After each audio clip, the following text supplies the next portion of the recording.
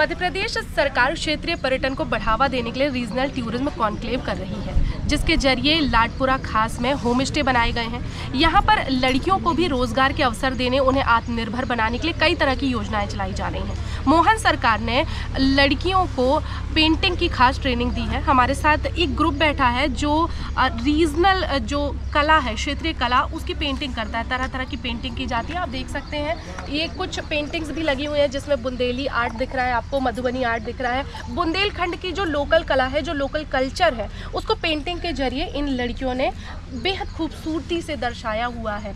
हमारे साथ कुछ कलाकार हैं। आपका नाम? राखी शर्मा नाम है। राखी मेरे साथ है और राखी ये बेहद खूबसूरत पेंटिंग कर रही हैं। हम राखी से इसके बारे में जानेंगे। राखी, आप कब से पेंटिंग कर रही हैं? मुझे 1 मंथ हो गया, 1 ईयर हो गया है पेंटिंग करते करते। आप अभी ये जो आर्ट फॉर्म बना रही हैं, इसका नाम क्या है? ये ज्योमेट्रिक आर्ट फॉर्म है। इसमें नक्शे वगैरह बनाने के लिए हम लोग प्रकाल, पेंसिल, स्केल वगैरह का यूज़ करते हैं, इसलिए इसका नाम ज्योमेट्रिक आर्ट है। किस तरह से आपका इंटरेस्ट आया इसमें? पहले तो मेरा इंटरेस्ट स्टार्टिंग से ही रहा है। स्कूल टाइम से ही मैंने काफ़ी प्रोजेक्ट, फाइल वगैरह बनाए हुए हैं, तो हम लोगों को स्टार्टिंग से ही इंटरेस्ट है। और फिर हमें पता चला कि ओरछा में बुंदेली आर्ट सिखा रहे हैं सोशल मीडिया के माध्यम से, तो फिर हम लोगों ने वहाँ शुरू किया सीखना। और वहाँ पे ट्रेनिंग हुई थी 1 मंथ की एमपी टूरिज़्म के द्वारा। फिर हम लोगों ने वहाँ पे ट्रेनिंग ली। मध्य प्रदेश सरकार की तरफ से आपको कोई खास मदद या कोई खास ट्रेनिंग मिली है क्या? हाँ, बुंदेली आर्ट की ट्रेनिंग हुई थी मध्य प्रदेश के द्वारा ही, तो वहीं से हम लोगों ने सीखा हुआ है। तो आपको एमपी टूरिज्म की तरफ से और क्या प्रोत्साहन मिलता है? और वहाँ से मेहंदी की, ब्यूटी पार्लर की, और रिक्शा, सेल्फ डिफेंस, काफ़ी सारे आर्ट फॉर्म होते हैं, एक्टिविटीज़ होती हैं जो हम लोगों ने भी ली हुई हैं।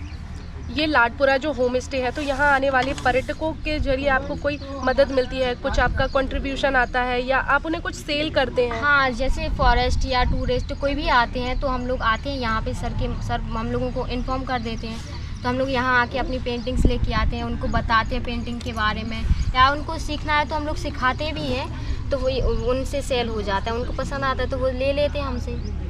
गवर्नमेंट आपकी सेलिंग बढ़ाने के लिए या आपकी ट्रेनिंग और आगे देने के लिए उसमें कुछ इनिशिएटिव कर रही है? हाँ, अभी ओरछा में फाउंडेशन ओपन हो रहा है, तो उससे हम लोगों को काफ़ी हेल्प मिलेगी। और भी उसमें एक्टिविटीज़ हम लोग शुरू करने वाले हैं। पेंटिंग है, उसमें मेहंदी और ब्यूटी पार्लर, और यहाँ पे मिष्ठान भंडार भी हम लोग स्वीट्स खोल रहे हैं, जिससे काफ़ी लोगों को प्रसाद, यहाँ ओरछा में तो प्रसाद का ज़्यादा इम्पोर्टेंस है, तो हम लोग प्रसाद बनाने की भी कोशिश कर रहे हैं। आजकल ऑनलाइन काफ़ी सारी चीज़ें बिकती हैं, तो आपकी ये जो पेंटिंग्स आप बना रही हैं, कुछ ऑनलाइन आप सेल करती हैं? हाँ, ऑनलाइन सेल हुई हैं हमारी। भोपाल भी गई हुई हैं, बेंगलोर भी गई हुई हैं, सागर में भी गई हुई हैं, काफ़ी जगह गई हुई हैं हम लोगों की ऑनलाइन पेंट्स। ऑनलाइन ऑर्डर भी आते हैं हम लोगों को, वो भी हम लोग पूरा करते हैं। एमपीटी के माध्यम से और कुछ इसे बढ़ावा देने के लिए किया जा रहा है? अभी फ़िलहाल नहीं, पर धीरे धीरे कोशिश करेंगे। हम लोगों को जो चाहिए होगा हम लोग इन्फॉर्म कर देंगे, अगर उनसे हो पाएगा तो वो लोग हमको अफोर्ड कर देंगे। आप क्या चाहती हैं कि सरकार आपकी इस कला को बढ़ावा देने के लिए और आपके रोज़गार को और बढ़ाने के लिए क्या करे? आपकी कोई मांग है? हाँ, मेरी ये मांग है कि हम लोगों को एक ऐसा प्लेस मिले जिससे वो अट्रैक्टिव लगे, कि लोग बाग दूर से ही देखने के लिए आएँ, कि यहाँ पे क्या है, जानने की इच्छा हो उनको। ऐसी कोई हम लोगों को जगह मिल जाए जिससे हम लोगों को यहाँ बार बार अप डाउन नहीं करना पाए, कहीं भी जाना ना पड़े।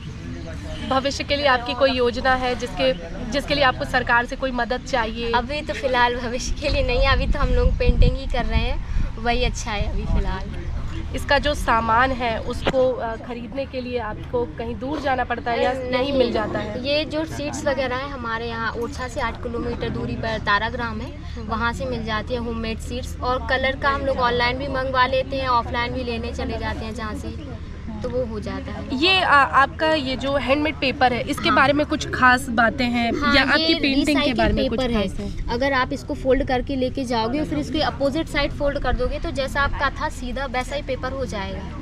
मेरे पीछे एक डायरी मैं देख रही हूँ जो कि काफ़ी खास है, काफ़ी अच्छा इसका कवर दिख रहा है। कुछ इसमें कुछ खासियत इसका जिसके बारे में आप मुझे बताना चाहें? हाँ, इसके अंदर जब ये जो बनती है इसके अंदर सीड्स होते हैं, जिससे आपकी ये भरने के बाद आपकी यूज़ हो जाए तो फिर आप इसको मिट्टी में दबा करके या उसको पानी में गला करके रख दें, तो इससे पौधा निकल सकता है, जिससे आपकी डायरी भी यूज़ हो जाएगी और आप इसका वेस्ट भी नहीं करना पड़ेगा आपको। नहीं तो कहीं भी पौधा तो बना ही देगी, पौधा ही मिलेगा आपको, ऑक्सीजन मिलेगा, इससे अच्छा क्या है।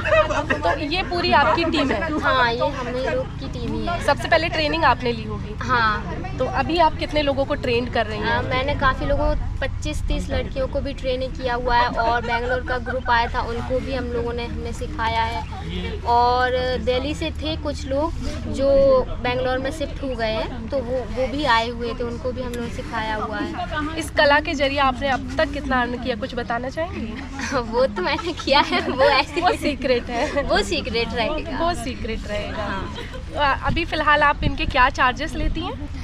जैसा पेंटिंग होता है हमारा, जैसा आर्ट वर्क रहेगा, मैं उसके हिसाब से ले लेती हूँ, अपनी मेहनत के? हाँ, अपनी मेहनत के हिसाब से ले लेती हूँ। फिर भी एक पेंटिंग तैयार करने में, जैसे जो मेरे पीछे ये दिख रही है भगवान गणेश की पेंटिंग है, इसे तैयार करने में आपको कितना समय लगा? इसे मुझे तैयार करने में 3 से 4 दिन लगे हुए हैं। 3 से 4 दिन? हाँ। और फिर ऐसा रहता है, पेंटिंग बनाने के लिए आप जितना टाइम पेंटिंग को दोगे उतनी जल्दी रेडी हो जाएगी। आप एक दिन में भी कर सकते हो, और कहीं तो 10 दिन भी लग जाए, कंप्लीट ना हो। तो हर एक पेंटिंग एक ही व्यक्ति अकेले तैयार करता है? हाँ, एक व्यक्ति अकेले कर लेता है, और कभी कभी हम लोगों को ज़्यादा ऑर्डर आ जाए, कम पड़ रहा है, तो हम टाइम कम पड़ रहा है, तो हम लोग किसी ने डिज़ाइन कर दिया, किसी ने कलर कर दिया, किसी ने आउटलाइन कर दी, तो ऐसा कर लेते हैं हम लोग, मैनेज कर लेते हैं फिर टाइम के हिसाब से। तो आप देख सकते हैं काफ़ी खूबसूरत पेंटिंग इन लड़कियों ने बनाई हुई है, जो कि इन्हें एमपीटी के जरिए ट्रेनिंग दी गई थी खास, और इससे इनकी अर्निंग भी हो रही है। मध्य प्रदेश सरकार की एक अच्छी पहल है कि ग्रामीण लड़कियों को आत्मनिर्भर बनाने के लिए एक खास तरह की ट्रेनिंग उन्हें दी गई,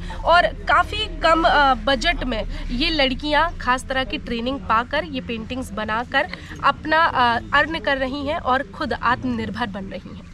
TV9 के लिए अंकिता विश्वकर्मा की रिपोर्ट।